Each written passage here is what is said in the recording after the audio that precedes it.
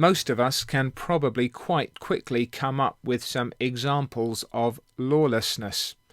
Now, we naturally excuse ourselves for what we consider minor violations, perhaps the speed limit that we went over recently, or the stop sign that we ignored, or whatever else it might be. But we can see it quite clearly in others on a variety of scales. Perhaps a neighbour, the boundary of whose land is a few inches in the wrong direction, or whose car is not insured, or perhaps it's on a national scale.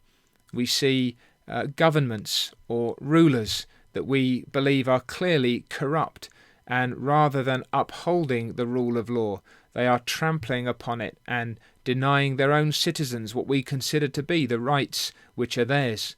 Or perhaps it's the citizens themselves who are taking matters into their own hands and are flagrantly disobeying the law of the land, doing what they please, living as they will. Across the world and on any number of scales, we see lawlessness, and perhaps we become angry and we tell ourselves it's righteous indignation.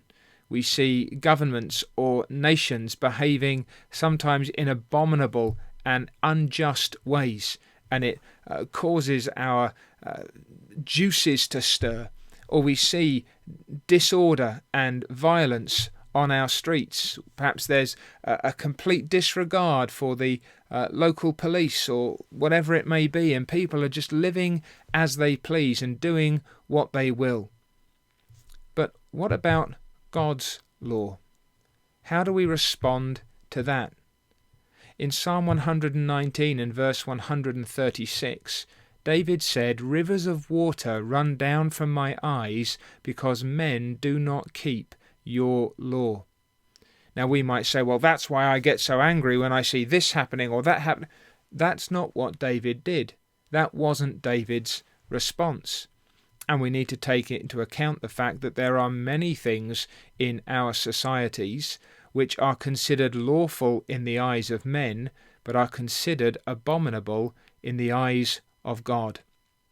And still the reaction is not even one first and foremost of righteous indignation, but of deep grief and sorrow of soul.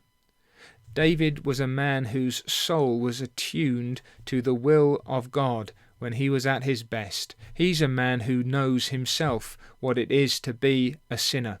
But when he is seeing things clearly and walking before God as he should, when he looks out into the world and sees God's law trampled upon, God's words neglected and rejected, rivers of water run down from his eyes.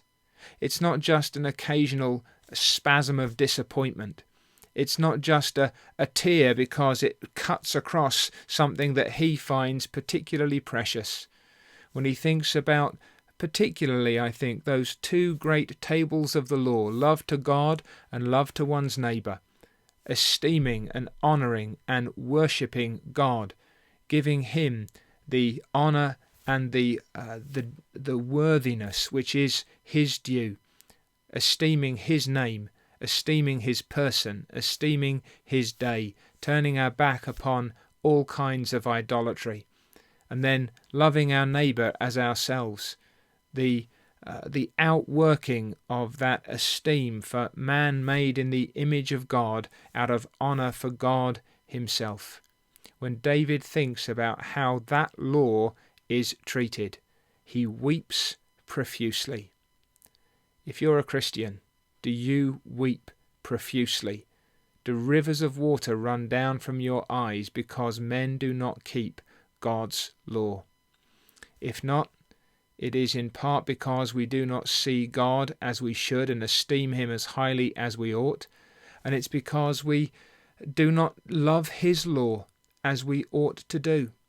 But when we understand that God has spoken, and when we understand that it is God's honour that is being flouted, and when we understand that men are heaping up for themselves a great weight of judgment, then our first response, a David-like response, a Christ-like response, will be for rivers of water to run down from our eyes because men do not keep God's law.